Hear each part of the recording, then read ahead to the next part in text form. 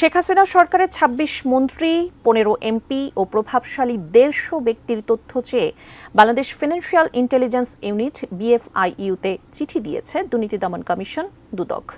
এদিকে অবৈধ সম্পদ অর্জনের অভিযোগে অনুসন্ধান শুরু হয়েছে সাবেক সেনাপ্রধান জেনারেল আজিজ আহমেদের বিরুদ্ধে। তাওহিদ শরীফ জানাচ্ছেন বিস্তারিত।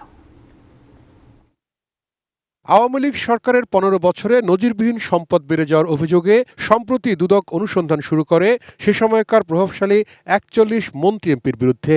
এজন্য গঠন করা হয় ৩টি কমিটি। সেই কমিটি তাদের ব্যাপারে খোঁজ নিতে BFIU-তে চিঠি দিয়েছে। একই সঙ্গে তারা যাতে বিদেশ পালাতে না পারেন সেজন্য আদালতের মাধ্যমে ৪১ এমপি মন্ত্রী ও তাদের সংশ্লিষ্টদের দেশত্যাগেও নিষেধাজ্ঞা দেওয়া হয়েছে। শুধু দেশ নয়, অভিযুক্তদের বিদেশেও অনেক সম্পদের তথ্য আসছে দুদকের কাছে। পুরো কার্যক্রমটি আসলে অনুসন্ধান পর্যায়ে রয়েছে এবং বিভিন্ন টিম গঠন করা হয়েছে এই অনুসন্ধান কার্যক্রমগুলি চালাবার জন্য, এবং অনুসন্ধানের পার্ট হিসেবেই কিন্তু আপনার তাদের ব্যাংকের তথ্যাদি পাওয়ার জন্য বাংলাদেশ ব্যাংকের যে আমাদের ইন্টেলিজেন্স ইউনিট রয়েছে সেখানে চিঠি দেওয়া হয়েছে। কাঠ ও পিভিসি ম্যাটেরিয়ালের সংমিশ্রণে তৈরি আধুনিক RFL উডিডোর, কাঠের চেয়েও কঠোর।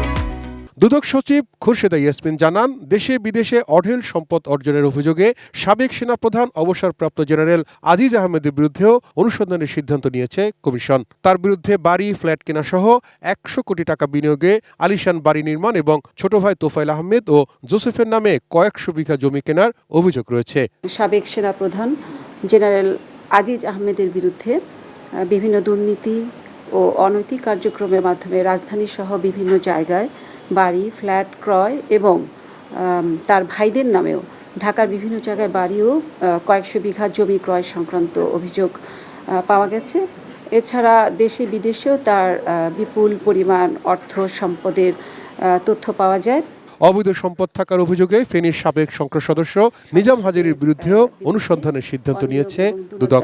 নিজাম হাজারী ওনার নিজের এবং তার স্ত্রী ও পরিবারের সদস্যদের বিরুদ্ধে। তাহিদ শরীফ, ATN নিউজ, ঢাকা।